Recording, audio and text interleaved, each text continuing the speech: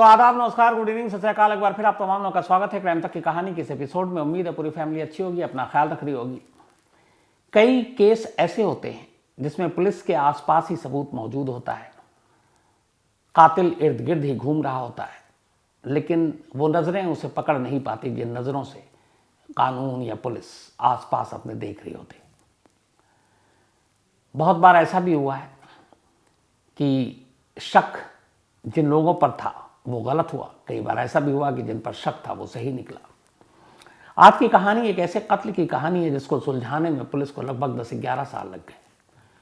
हालांकि इसमें यह भी कह सकते हैं कि अगर पुलिस शायद थोड़ी ज़्यादा और ईमानदारी से मेहनत करती तो कातिल तक पहुंचने में इतना लंबा वक्त नहीं लगता।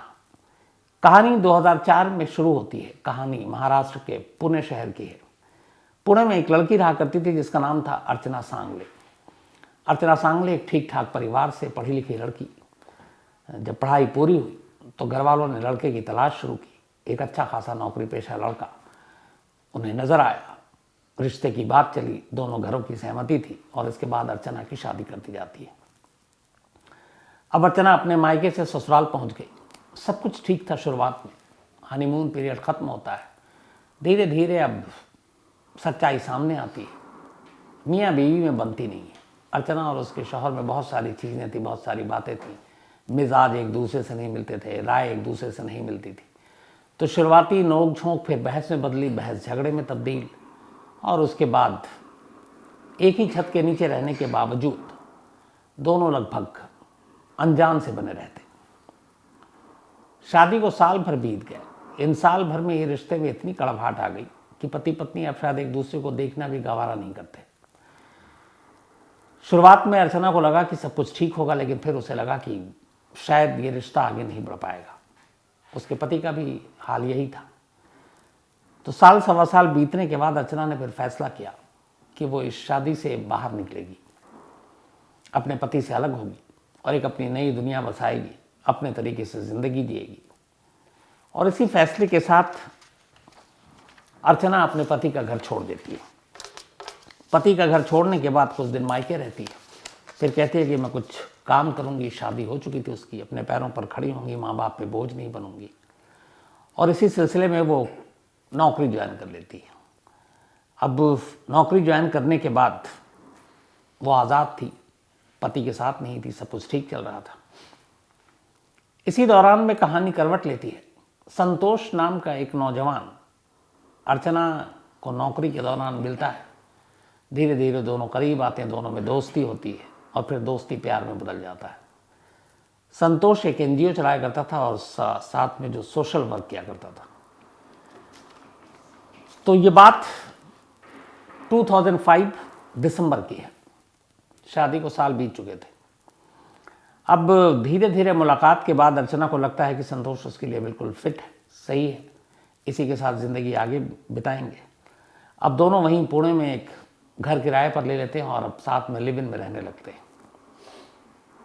अर्चना की अपनी नौकरी भी ठीक चल रही थी, संतोष का भी अपना एनजीओ ठीक चल रहा था, सब कुछ ठीक था। धीरे धीरे रिश्ते में और मजबूती आती है। फिर दोनों तय करते हैं कि आगे जब एक साथ रहना है तो क्यों किराए के घर में अपना घर खरीद लेते हैं। इसके बाद पुणे के एक पॉश इलाके में दोनों मिलकर एक घर खरीदते हैं, एक अच्छा खासा महंगा घर। इस घर में खरीदने के लिए अर्चना के पैसे ज़्यादा लगे थे और संतोष के कम, लेकिन दोनों को साथ रहना था इसलिए उन्होंने कुछ कहा नहीं। अब धीरे धीरे वक्त बीता, घर खरीदा जा चुका, साल भर बीत गए। दिसंबर 2005 में यह घर खरीदा था। 4 नवंबर 2006, करीब करीब साथ रहते हुए साल भर हो चुके थे अब संतोष और अर्चना को। साल भर के बाद 4 नवंबर 2006 की तारीख आती है और एक रोज अचानक अर्चना गायब हो जाती है। संतोष ढूंढता है लेकिन कहीं मिलती नहीं अर्चना। वो उसके घर जाता है, घर पे भी नहीं मिलती। वो घर वालों को बताता है। संतोष के बारे में अर्चना के तमाम घर वाले जानते थे, लेकिन अर्चना का कोई सुराग नहीं मिला।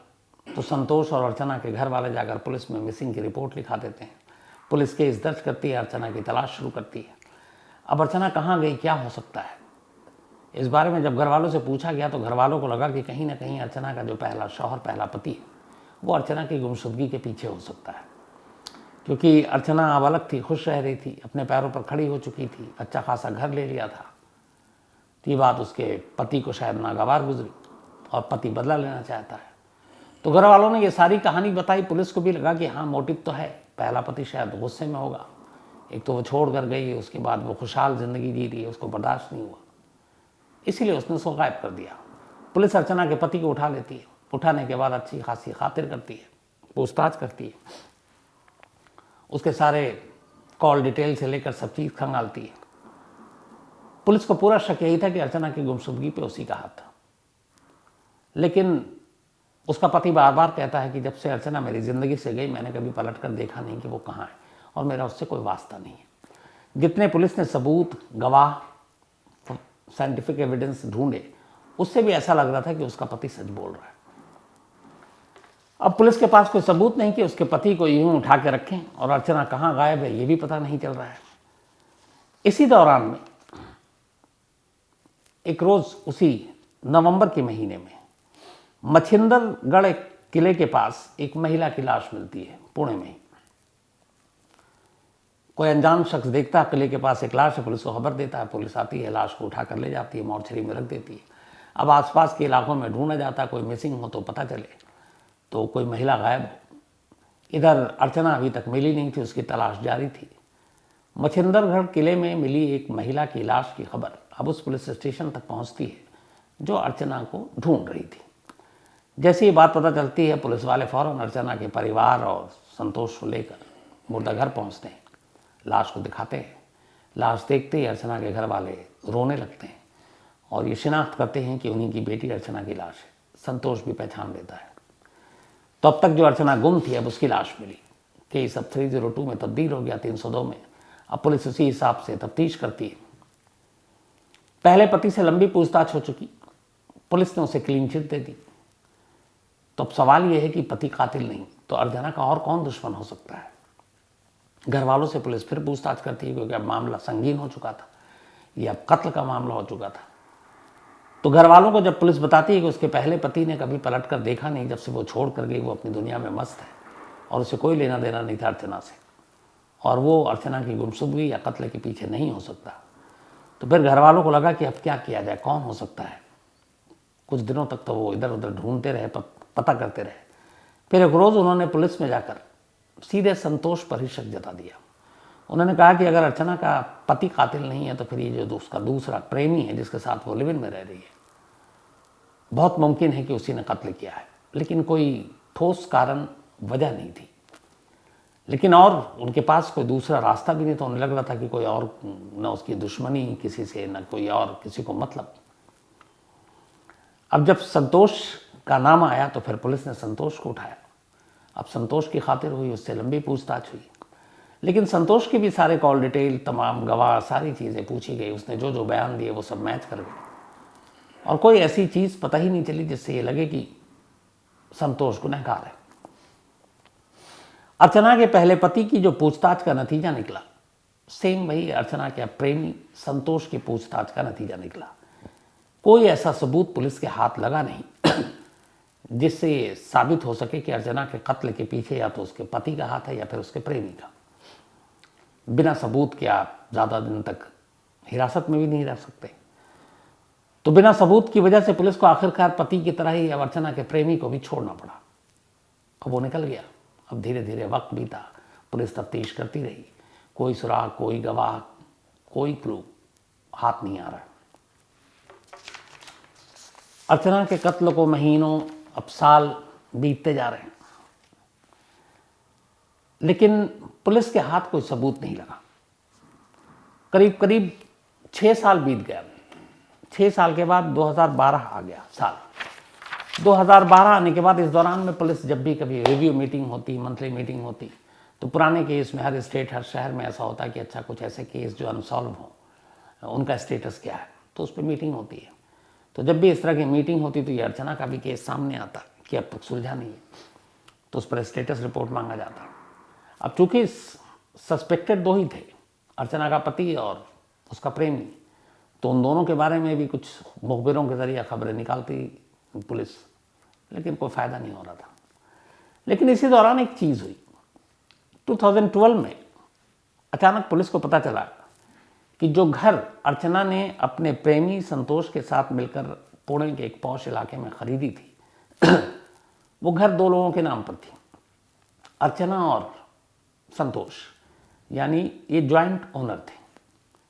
अब इस घर को संतोष नहीं बेच सकता था जब तक कि अर्चना अगर जिंदा होती तो सहमति से। अब वो है नहीं तो बहुत सारी कानूनी चीज़ें हैं। हालांकि वो रास्ता निकल सकता था कि अर्चना मर चुकी है तो फिर एक मुर्दा साइन करने तो आएगा नहीं, लेकिन उसके कानूनी रास्ते होते हैं। लेकिन हुआ यहाँ ये कि मुखबिरों के ज़रिए पुलिस इस केस में तो लगी हुई थी। 2012 में पता चला कि अचानक उस घर को, जिस घर को अर्चना और संतोष ने खरीदा था, वो ट्रांसफ़र हो गया संतोष के नाम पर। और ये ट्रांसफ़र किसी और ने नहीं किया, खुद अर्चना ने किया। अर्चना ने बाकायदा कानूनी पन्नों पर ये दस्तखत किया और कहा कि ये जो प्रॉपर्टी है ये पूरी तरह से मैं संतोष के हवाले कर रही हूँ, मेरा इसमें अब कोई दखल नहीं है। तो एक प्रॉपर्टी, और ये पुलिस की इन्वेस्टिगेशन में सारी चीज़ थी शुरू में ही कि ये घर लिया, दोनों ने मिलकर लिया, दोनों ने बराबर पैसे दिए। इसमें अर्चना के पैसे ज़्यादा थे, इवन अर्चना के घर वालों को ये बात मालूम थी। लेकिन जॉइंट ओनर थे दोनों, मालिक दोनों बराबर थे। अब लेकिन अर्चना की मौत के 6 साल के बाद अचानक ये पता चल रहा है कि वो घर अर्चना ने संतोष के नाम पर ही कर दिया और अपने आप को मालिकाना हक से हटा लिया। अब एक मुर्दा 6 साल बाद जिंदा हो और उसके बाद वो साइन करे कानूनी पन्नों पर, रजिस्ट्री के पेपर पर, तो ये बात अजीब लगती है। अब इसमें एक ही चीज़ निकल कर आता है कि या तो फिर अर्चना जिंदा है, मौत का नाटक किया। अब पुलिस को भी लगता है ये क्या है, मामला क्या है। पुलिस तफ्तीश करती है। अब यहाँ पे भी तफ्तीश ऐसी होती है कि एक मर्डर और एक प्रॉपर्टी के केसेस को आमतौर पर हमारे यहाँ बड़े हल्के तरीके से लिया जाता है। ठीक है, जांच होगी, पन्ने देखेंगे और इतने सारे दस्तावेज, ये स्टैम्प, वो साइन, किसके नाम पे, पुराना मालिक, मकान कौन है तो नया कौन है, ज़मीन किसकी है, रजिस्ट्री किसके नाम पर है, फ्री होल्ड है, बहुत सारे चीज़ें हैं जो इन ज़मीन जायदाद के चक्करों में पड़ते हैं उन्हें बेहतर पता होगा। तो खैर 2012 में, बल्कि 6 फरवरी 2012 को ये मकान संतोष के नाम पर हुआ। अब पता चला, परिवार वालों ने भी कहा कि ये क्या है और कैसे ये हक मिल गया उसको, और कैसे अर्चना जो 6 साल पहले ही, बल्कि कानून की किताबों में भी मर चुकी है क्योंकि FIR दर्ज है, वो कैसे दस्तखत कर सकती है। पुलिस को भी लगा। लेकिन 12 में ये मामला सामने आया, 6 फरवरी को। इसके बाद पुलिस जांच करती रहती है। अंदाज़ा लगाइए, 12 से 17 आ गया, 2017, 5 साल बीत गए ये पहली को बूझने में कि एक मुर्दा अर्चना जिंदा बनकर कैसे एक प्रॉपर्टी के पेपर पर साइन कर सकती है। इस दौरान में फिर पुलिस ने उस वक्त जब ये बात आई कि प्रॉपर्टी के नाम हुआ, फिर संतोष को उठाया था, पूछताछ की थी। पर संतोष ने कहा कि जो भी उसने अपने बयान दिए, सबूत कुछ था नहीं, क्योंकि प्रॉपर्टी का केस अलग है, कत्ल का अलग है। फिर उसको छोड़ दिया। 2017 आ गया। 17 जनवरी 2017 की तारीख थी। पुलिस को एक जानकारी मिली मुखबिरों से। पता चला कि जिस पेपर पर साइन करवाया संतोष ने और जो प्रॉपर्टी उसने अपने नाम करा ली, जो कि ज्वाइंट होल्डर थे, वो अर्चना ने साइन नहीं किए। अर्चना नाम की एक, जो अर्चना का पूरा असली नाम था, अर्चना सांगले, अर्चना सांगले के नाम पर उसने एक अपनी महिला मित्र को तैयार किया। बाकायदा अर्चना सांगले के नाम पर सारे डॉक्यूमेंट्स बनाए फेक, सारे उसके ID, सारे उसके आधार से लेके जितनी भी चीज़ें। और इसके बाद जब ये थोड़ा सा मामला ठंडा हुआ, उसने फिर वकील पकड़े और जाकर रजिस्ट्रार ऑफिस में जो महिला थी अर्चना सांगले, उसको खड़ा किया और उसी की मौजूदगी में ये बताया कि यही अर्चना है जो प्रॉपर्टी के हम दोनों बराबर के पार्टनर हैं, और फिर साइन वैन करा लिया। अब उससे इसको ये फ़ायदा था कि अब ये मकान उसके नाम पर हो गया। तो ये जो फेक अर्चना, एक फर्जी अर्चना की जब कहानी पुलिस को पता चली, इसी के बाद 17 जनवरी 2017 को पुलिस संतोष को गिरफ्तार करती है। गिरफ्तार तो करती है एक फर्जीवाड़े के केस में, लेकिन पुलिस को मालूम था कि इस फर्जीवाड़े का केस कहीं ना कहीं जाकर किसी और मोड़ पर मिलेगा, और वही हुआ। फर्जीवाड़ा का केस था। इस बार पुलिस के पास कम से कम एक हल्की ही धारा में पुख्ता केस संतोष के खिलाफ था। पुलिस ने उसे गिरफ्तार किया और फर्जीवाड़ा के केस से होते होते अब अर्चना के कत्ल के केस पर आ गई। इस बार उससे अच्छी खातिरदारी की गई और फिर उससे लंबी पूछताछ हुई, और आखिरकार 10 साल के बाद अर्चना की मौत के, बल्कि लगभग 11 साल होने वाले थे, संतोष ने पहली बार सच बोला। उसने कहा कि जब 2006 में, बल्कि 5 में ही वो दोनों मिले, फिर दोनों लिव इन में रहने लगे, दोनों ने तय किया कि वो आगे की ज़िंदगी साथ काटेंगे। फिर उन्होंने कहा कि हम किराए पे घर पे क्यों रहें, तो पॉश एरिया में एक पुणे के घर लिया।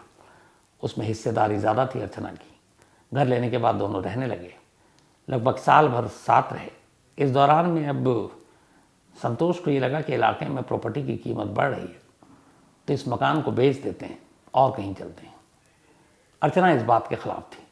वो चाहती थी कि नहीं, बहुत मुश्किल से घर लिया, यहीं रहेंगे, ये अच्छा इलाका है। लेकिन संतोष को पैसे चाहिए थे, और उसे ये भी पता था कि इस मकान में ज़्यादा हिस्सेदारी अर्चना की है, तो बेचने से थोड़ा पैसे ज़्यादा मिलेंगे। अर्चना इस बात को मानती नहीं थी।